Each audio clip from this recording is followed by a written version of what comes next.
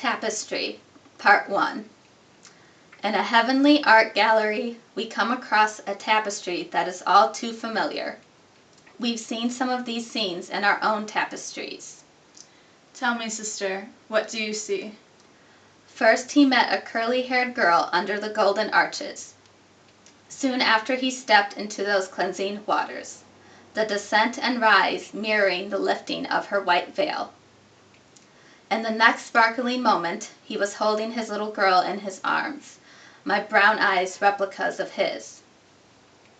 Those days were nothing more than fun and games, but he and I were missing one thing, my partner in crime.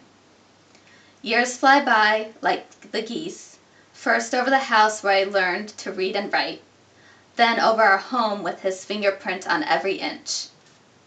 Backyard overwhelmed by lilac scent.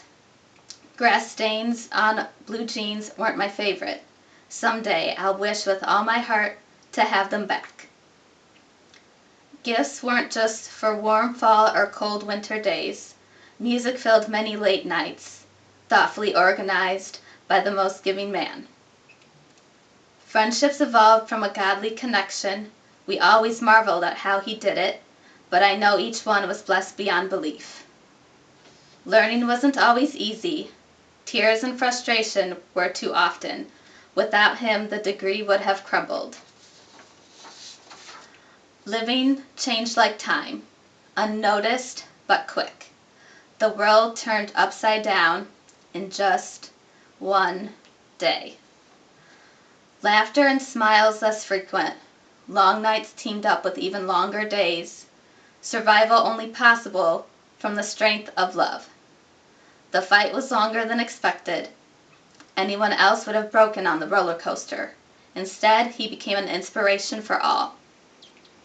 The journey's end was stabbing and throbbing pain, both in his intensely weary body and in each of our aching hearts. Still, there was hope and gladness.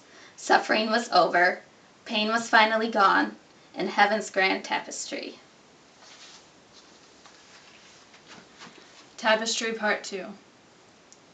In a heavenly art gallery, we come across a tapestry that is all too familiar. We've seen some of these scenes in our own tapestries. Tell me, sister, what do you see?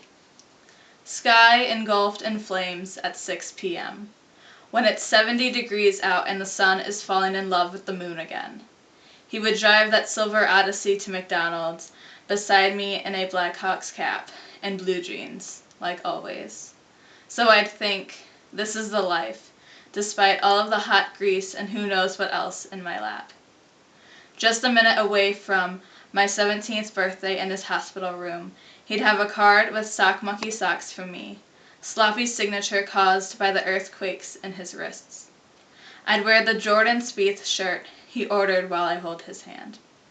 Sky untouched by rain clouds at 11 a.m., when it's 60 degrees out, and excitement is boiling over.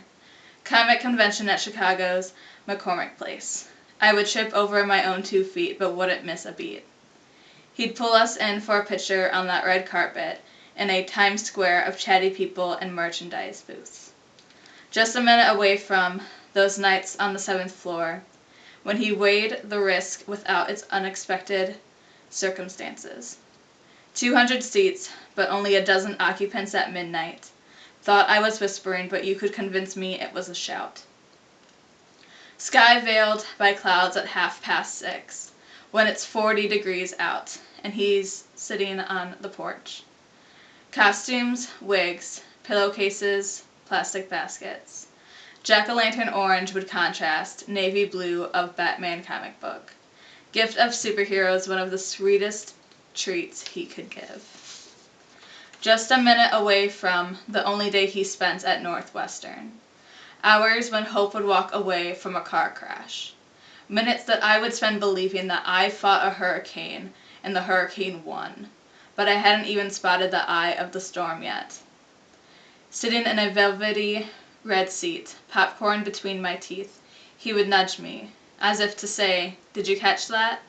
Just a minute away from the Infinity Stones coming on screen, seated on a round table dressed in a yellow gauzy gown, I'd watch him, as if I could teleport him back.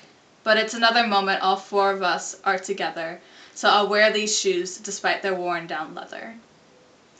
There's a cappella covers of hymns ice skating through the speakers, golden ribbon cascading down the tree like a waterfall, heavy breathing of the furnace like blowing out birthday candles, bubbling of the blue concentrator, a distorted reminder of water fountains. Pierogies and slices of ham as soft and warm as pillows and blankets. One more Polish Christmas. One more fireworks show. The sting of fading memories. The minor aches and pains. My scratches, his bruises, and her scraped knees slip through fingers like sand in heaven's grand tapestry.